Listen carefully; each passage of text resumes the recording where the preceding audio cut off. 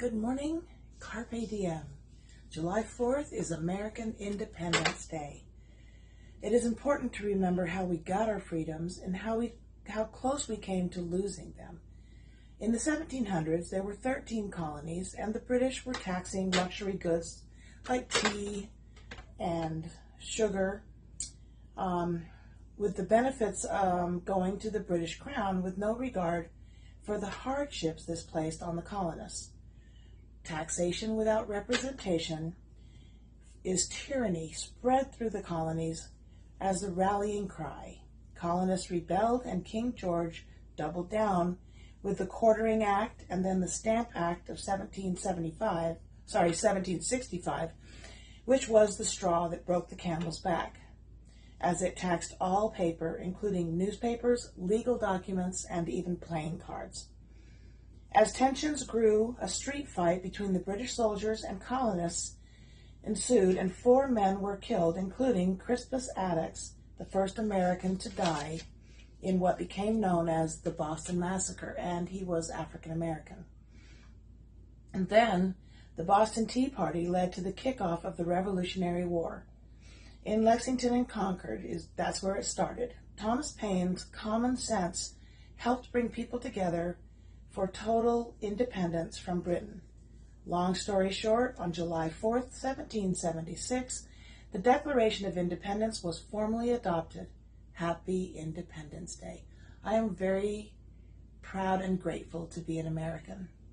Not everyone has what we have here in this country, and though there's a lot of complaining and dissidence and all of that, there are still millions of people who are willing to lay down their lives to get a chance to be here. July 4th is also Alice in Wonderland Day. Lewis Carroll's 1865 story of a young girl facing worldly obstacles continues in popularity today.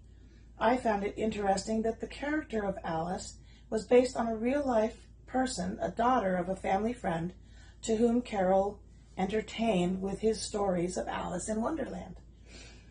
And on the heels of yesterday's Redneck Day, today is Hillbilly Day. Hillbilly culture and traditions are recognized this day, and hillbillies have a reputation for living a very different life than those who live in urban and suburban areas. Often described as simple country folk, hillbillies are generally kind and compassionate people. The term hillbilly was often used originally by a radio program in 1930. July 4th is also Invisible Day, honoring the fact that there are days we feel invisible or unseen and days we wish we were. It is a day where it would be fun to consider what we might do if we were invisible. Would we do good or use it for selfish purposes? And we've been fascinated with it, from Invisible Ink as kids to the Invisible Man, and then the invisibility cloak in Harry Potter. How fun to not be seen. I guess you could be a prankster or a do-gooder, or maybe a mixture. Anyway, lots of possibilities. And July on the food front is Independence from Meat Day, Jackfruit Day, Caesar Salad Day, and ironically, Barbecued Spare Ribs Day. Enjoy your day. I know it's a day of barbecues and fun.